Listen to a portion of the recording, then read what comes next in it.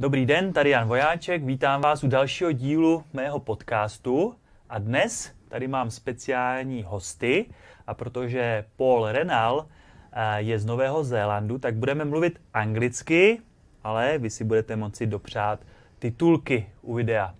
A také tady vítám Češku Lenku Rivu Ryškovou. Ahoj Lenko, nebo ahoj. Dobrý den. Dobrý den. Paul Renal, nice to meet you. Great to see you and thank you both for your time. Today we're gonna talk about great topics because this conversation is a lot about health from some holistic point of view, and from my perspective, to be more and more conscious is in our lives is very, very important, and we can go for it from many ways and perspective. And one of them is you are masters, teachers of art, martial arts. Can I call it right? Yeah. Martial arts teachers. It's right. And it's like it's covered Tai Chi, Sundo, which is really nice because it's about Sun is like a sun. That's right. And Do is like a way. Yeah. So Tai Chi, about Tai Chi, Sundo, and earthing. So we are going cover great topics. So maybe I will start with Paul. So what are you doing here in Europe?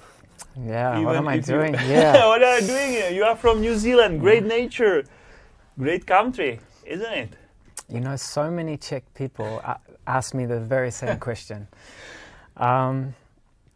Yeah, so... How did it happen? Well, I was actually... my Tai Chi teacher, who is Singaporean, but he lived in New Zealand. He spent 6 months of the year traveling in Europe, giving workshops. 3 months in Europe, 3 months back in New Zealand. And he asked me to assist him. So I was coming up, helping him on his workshops and doing stuff like that. And sometimes I didn't go back for 3 months. He went back and I stayed up in Europe. I had friends in Vienna and I was staying in Vienna in Austria. And but one of my Tai Chi colleagues, he's actually Slovak, but he's lived in Prague most of his adult life.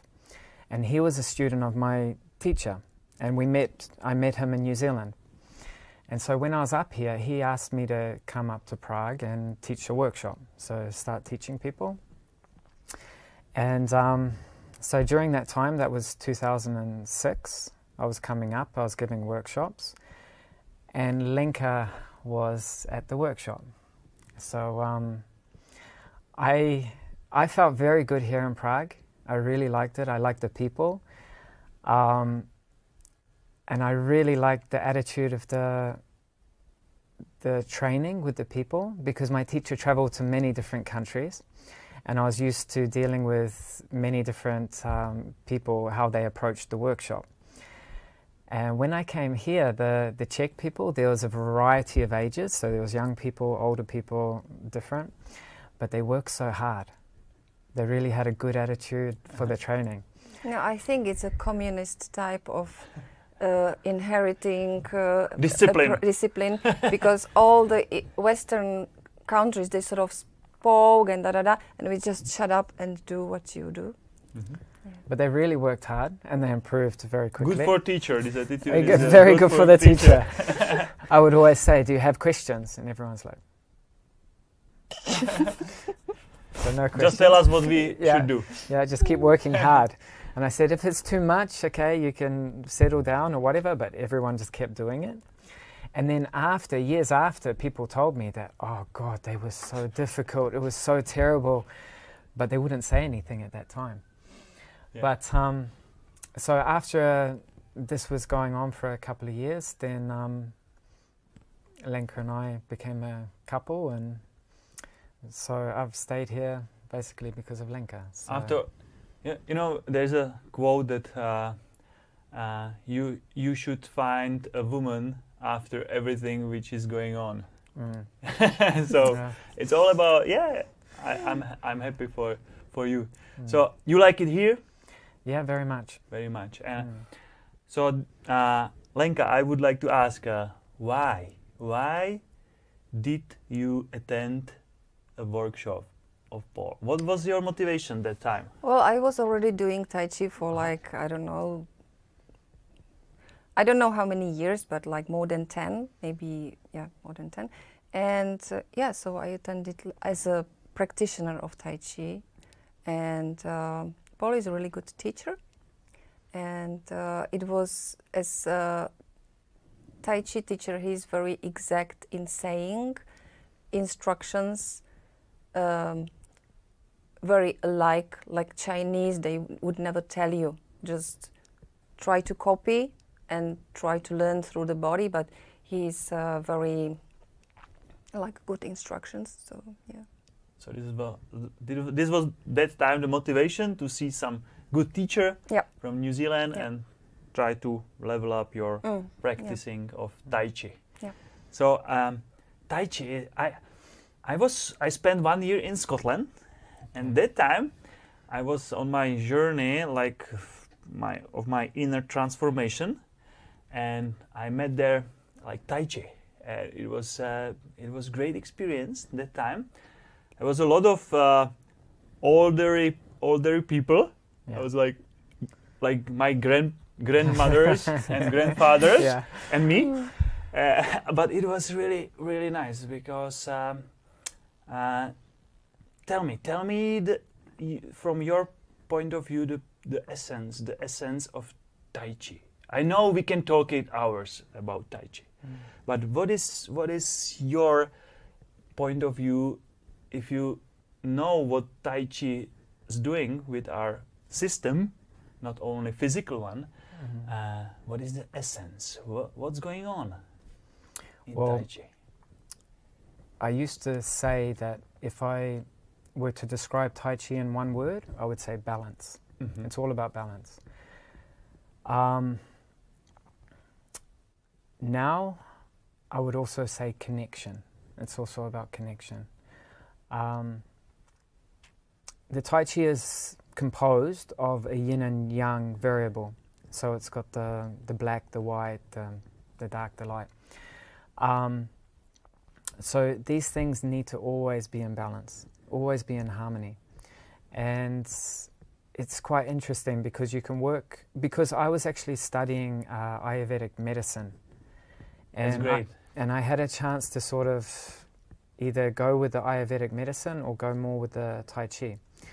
And why I went with the Tai Chi, I had a very good teacher, but when I was taking classes in New Zealand, I could see people healing themselves through the practice of Tai Chi without them even knowing that this was actually happening.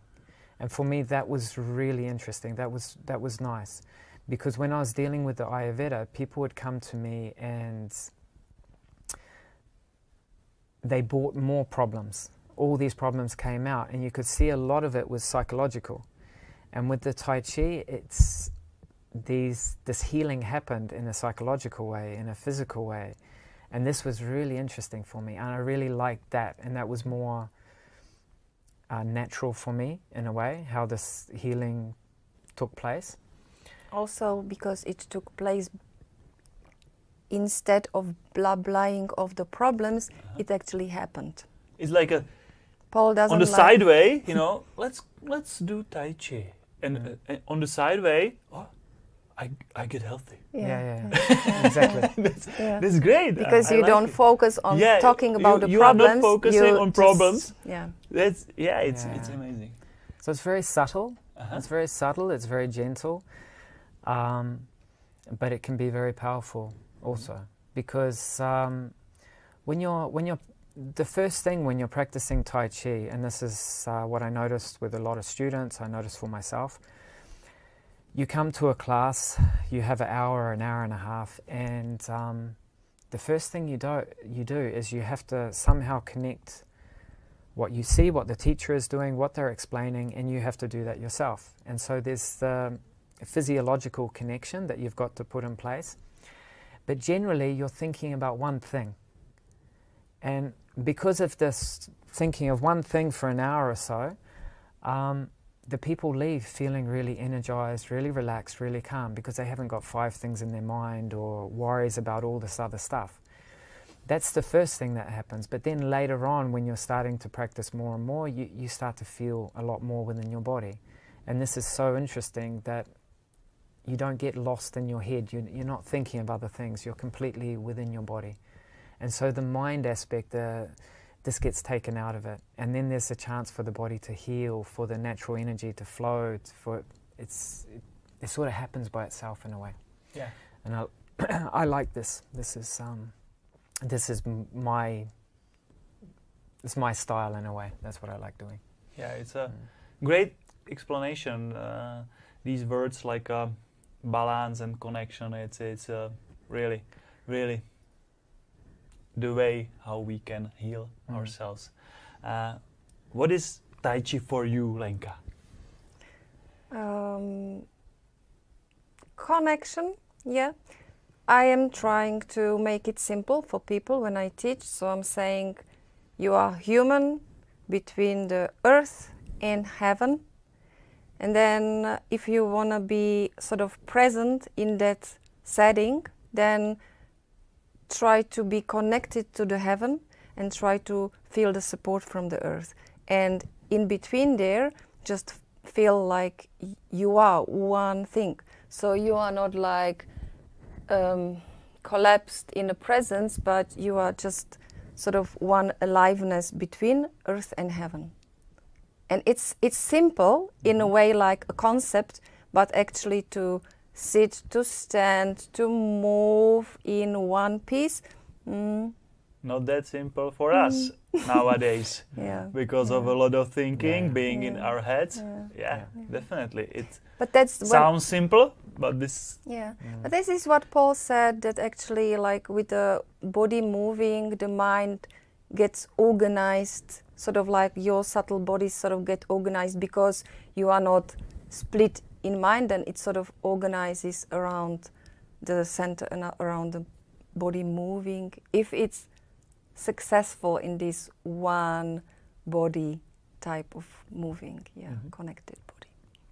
And how is different Tai Chi and Sundo? The Sundo is a Taoist yoga from Korea.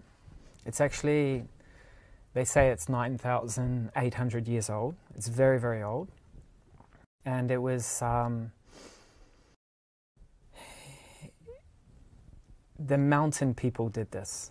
So, well, through different timelines, there were a lot of warriors doing this as well. But in the recent history, it's only been done in the mountains, in the hermits, and no one knew about it.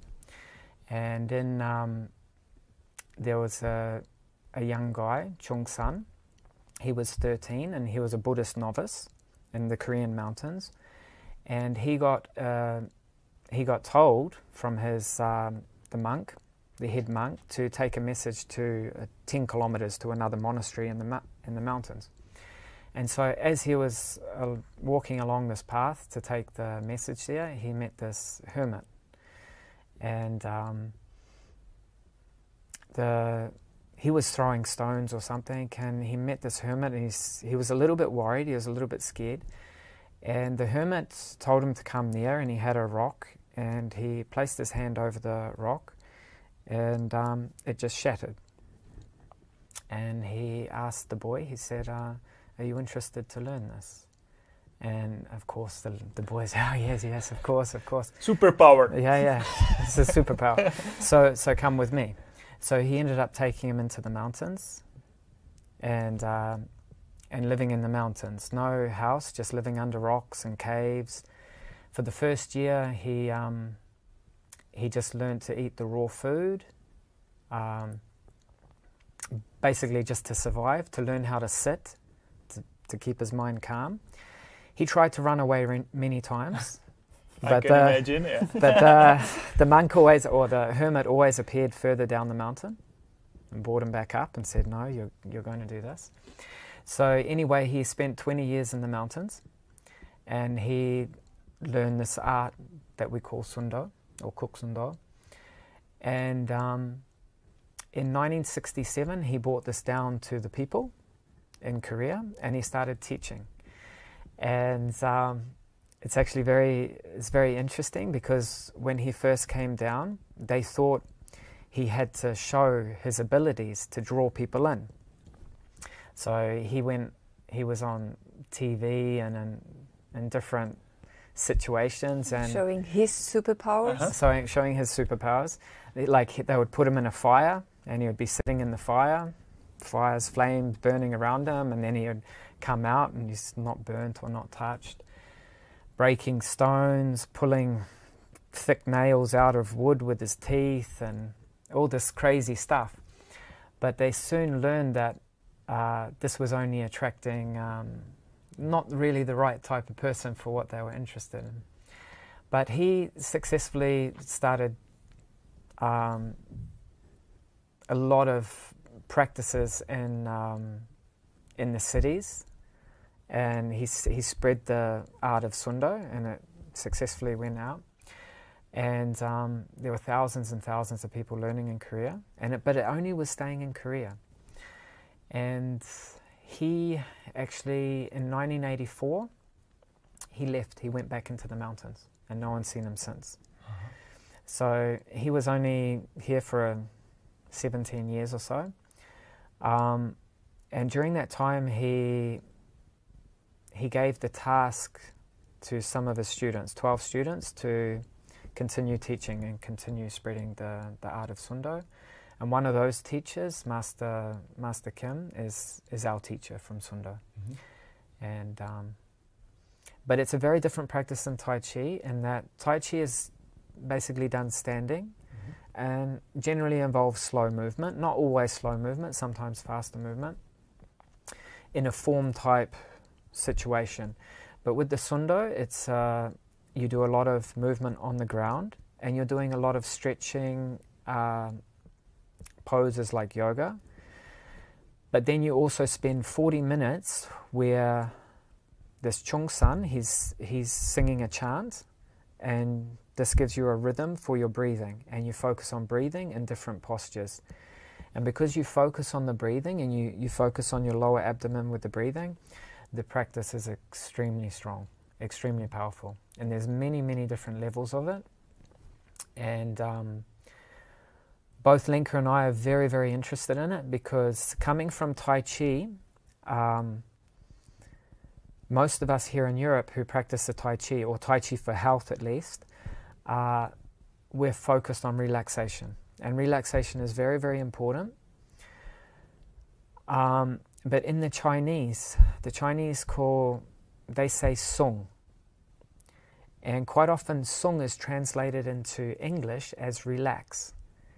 So is it both like sun and relax? No, this is a separate word. This is a separate word. But one of the teachers in Taiwan that I was learning from, he goes, sung is, he said, relax is vertical, but sung is vertical and horizontal. And it was a very good description of it. So instead of relax, you should be sung. So it means you're full, you're open, but you're relaxed within. And for Lenka and I teaching a lot of Tai Chi, this is how we could see people, is their major problem for relaxation was they didn't have good structure. And when the practitioner develops their structure, then they start to feel proper, real relaxation within their body. And so when we came to Sundo, we realized it strengthens your structure so well. It really generates a very good structure. And because there's so much focus on your center, you develop this, all the movements start coming from your center. So it develops extremely strong connection.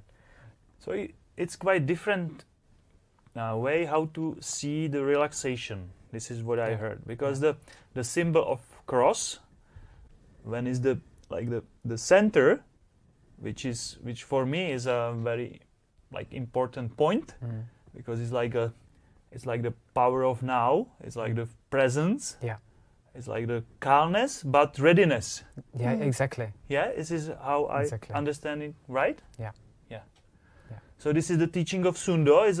This is the like really center point of this teaching, like to find this state of this kind of kind and relax and readiness within the structure. Like Yeah. it's not like, but Yeah. really focusing, relaxation, readiness mode. Yeah. It's like that. Sundo is for me like combination of yoga and Qigong, because maybe this 40 minutes breathing part of the Sundo, you can call it Qigong basically, because you are holding certain postures and you are breathing into the lower dungeon, which is sort of Qigong. Generally, we should try to practice early in the morning as the sun is coming up. Yeah. And you always face the east. You always bow to the east to begin the practice. So you see the sun as a very big part of this. Yeah, and actually when Paul talked about the open aspect of relaxation, or relaxation combined with openness, then if you imagine that you want to absorb the light of a sun, you want to open. You don't want to like, okay, I'm relaxed. No, you want to open to the light, open to the sun. And this is like a big part of Sundo. When you are standing in a posture, you actually, this is your mindset. And I think it's really nice combination of this relaxed openness in a practice. Now talking about the sun and light, but what about earth? We can see here that you are standing barefoot on the ground. How is your experience both with earthing? Because you said, Lenka, nicely that we are in the middle. We are between the earth and the heaven. Yeah. So, what is your experience with the connection with the ground? So, and a lot of people have great stories from the earthing, from these products, from sleeping on the sheets or the even just using a wristband or something. They get a lot of benefit from it, and it's just the connection to the earth, which you connect to the free electrons, and it makes a massive difference. I'm studying now a lot. It's called quantum biology. There's a lot of stuff about it, like really hard science, about the free electrons and our mitochondria, you know, and the circadian rhythms. What lights do, what earth do. It's really amazing that what we know for centuries, and it was very natural and very empiric. Now we need the hard science and books to tell us you should be barefoot. But we have noticed people that have felt benefit from touching the earth, from grounding and stuff, that they start doing it more often and they develop more of a connection to the earth. So they're interested in growing, or they're interested in walking in the forest. They start to perceive more. And actually I've had, because when I teach Tai Chi, I do it in the park. Quite often we're doing it in the park, and if we can, we're always going barefoot. And it's quite interesting. I don't tell the students, because I have a summer workshop and people come from all around Europe and they come to the park and they practice Tai Chi. And I've never told the students that you should take your shoes off because it's better, get the connection, blah, blah. But it's quite funny, because at the end of the week, most people are barefoot. Because they're feeling, they see me doing it, but they start feeling something there as well. They feel a difference. Also I'm teaching seniors groups, and I'm doing just the breathing with them, and they are happy. Because there is the breathing, and this is the same for different practices, like the Buddhist meditation, the Zen meditation. Sometimes they have an aspect of the breath there, and this is this 5 in, 5 out. and this is the rhythm in Sundo. What's true in one thing should be true in other things. So it has a very, this is this optimal balancing aspect for the nervous system and for all our systems.